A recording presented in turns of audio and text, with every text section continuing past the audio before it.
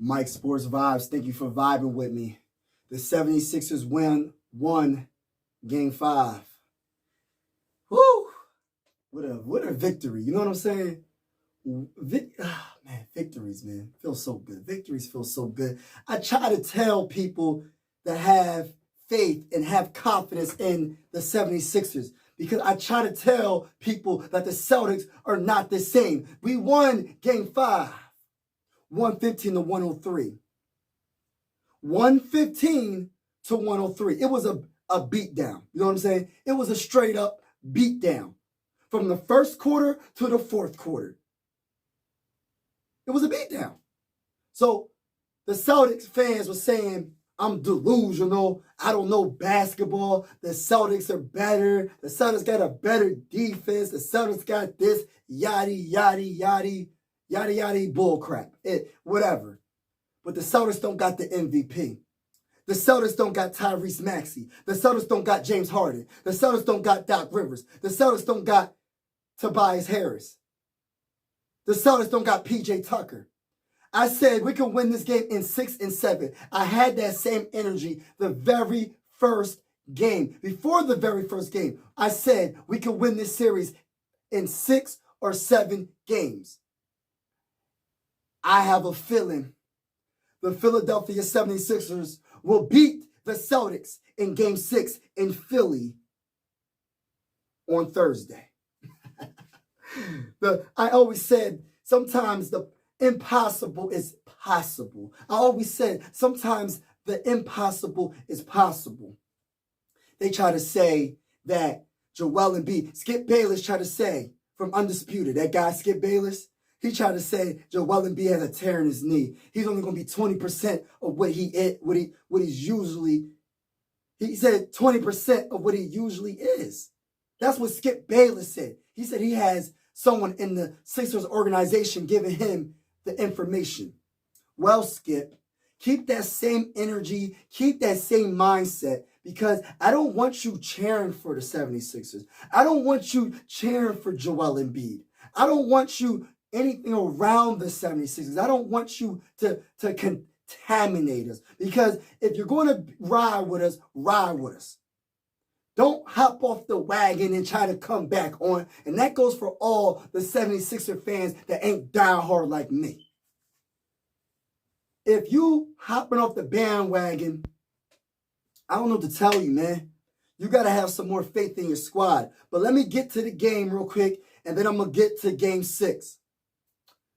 Joel Embiid was outstanding, playing with a bad knee. Whew. 5 blocks. That one block he got on Jaylen Brown when Jaylen Brown thought he had a layup, and Joel Embiid said, "Get this out of here." I said, oh my God, that's an MVP caliber player right there. That's an MVP player right there. Joel Embiid's defense is spectacular. That's not even including the alter shots that he had. 33.7 rebounds, 3 assists, 5 blocks. Outstanding. Tyrese Maxey was spectacular. Spectacular. I always said James Harden doesn't have to have 40 points if Tyrese Maxey does what he has to do and Tobias Harris does what he has to do. Tyrese Maxey was shooting the 3 unconscious. Like he was shooting it like from Mount Everest. He was just like, I got the ball, swish. The step back 3s that James Harden taught him. Like Tyrese Maxey was balling out of his mind, ladies and gentlemen, boys and girls. Oh my gosh. 30 points, 7 rebounds, 3 assists. Wow.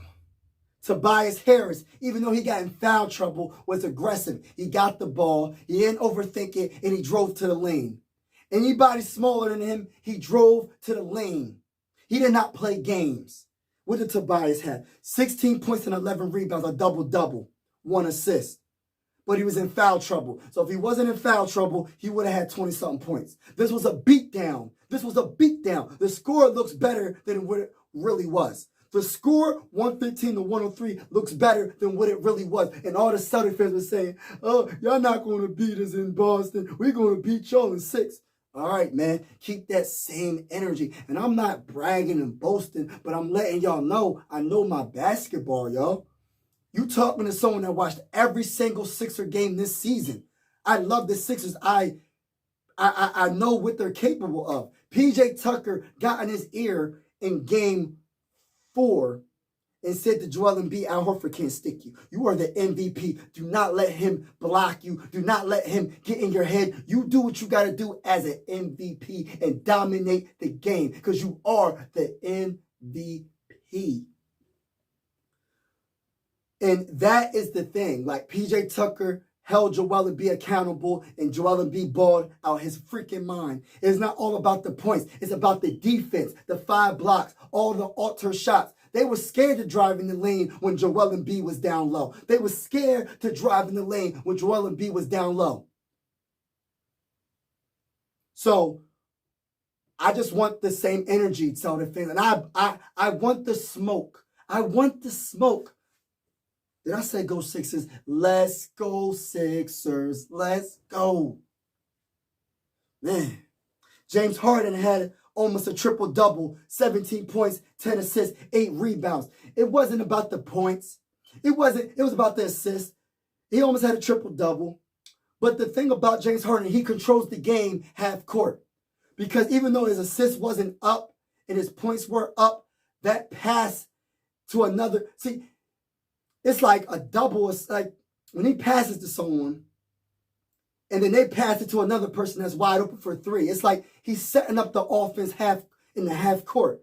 And him in the half court is so dangerous. That's why I'm so happy we have a real point guard that's a threat. That's a threat to shoot the ball. Not trying to bring up Ben Simmons, but Ben Simmons Joel Embiid made Ben Simmons look like a superstar, ladies and gentlemen. He had to play with a player that would never want to shoot. But James Harden, he did his thing. Daniel House, 10 points off the bench because Tobias got in foul trouble. I'm sorry because of my voice. I was yelling because I'm passionate. I'm a diehard Sixers fan. But I had to make this video. 10 points, 5 rebounds for Daniel House coming off the bench when Tobias Harris was in foul trouble. Kudos to you. Kudos to you, Daniel House, for doing what you had to do. And I just love everything about this game, man. They balled out. Anthony Melton had 4 points, 4 rebounds, but his defense on Jason Tatum was pretty darn spectacular overall. Jason Tatum had to shoot the ball a lot of times to get to where he got. We did what we had to do. We went in Boston to beat them. Now let me get to game 6, ladies and gentlemen. Game 6 will be hard.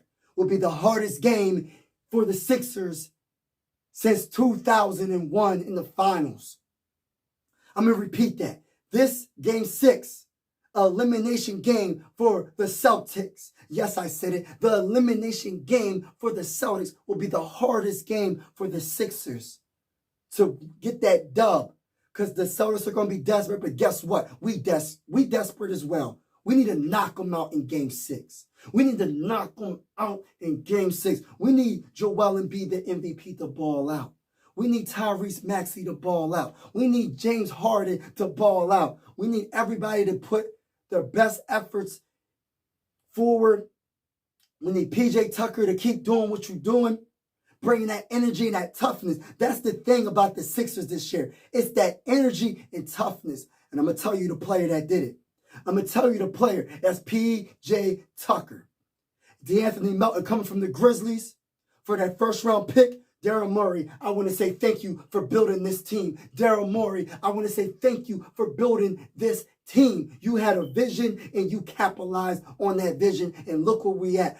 3-2 against the number 1 team, debatably, in the Eastern Conference or the whole NBA. And we can finish it on Thursday in Philly. Game 6, baby. Well, we need everybody to chip in. It can't just be Joel. It can't just be James Harden. Everybody has to chip in. But Joel Embiid has to do what he has to do. Joel Embiid has to dominate the paint. Joel Embiid has to dominate on defense, offense, everything. James Harden has to be spectacular in the half-court offense and show the world, you was disrespecting me, James Harden? You was disrespecting me, James Harden? I'm the beard, baby. I'm the beard, baby. I'm James Harden. Tyrese Maxey, I need you to ball out in Philadelphia and do what you have to do. In Tobias Harris, I need you to do what you did this last game, but I need you to not be in foul trouble. But Doc Rivers coached a hell of a game, Game 5, and I need Doc Rivers to coach a hell of a game in Game 6 for us to be victorious, and I believe we will be victorious. I'm going to speak it into existence. Ladies and gentlemen, we will win this series, and I'm sticking to it until it's not true. But I know, I have a feeling this is a different 76er team, a different beast. And I want to say, feed the beast, Joel Embiid. Feed him. Feed Joel. Because he is unstoppable. And that player, it is impossible to stop him. He is impossible to stop him. They try to say that this couldn't be possible, y'all, but it is. In Game 6, if everybody puts in their best effort, we will beat the brakes off of the Celtics in Game 6, and they will be going home. Mark my words. They will be going home in Game 6. I'm not going to talk y'all to death, but I had to give you a little breakdown of Game 5 and Game 6. Everybody has to do their part. From the coaching staff, the players, everybody.